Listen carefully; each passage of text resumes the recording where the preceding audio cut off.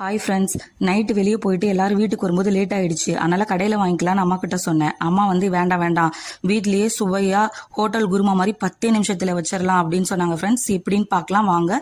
வானலியில் எண்ணெய் 2 ஸ்பூன் ஊற்றிக்கோங்க. 4 தக்காளி போட்டு நல்லா வணக்கி தனியாக எடுத்து வச்சுக்கலாம்.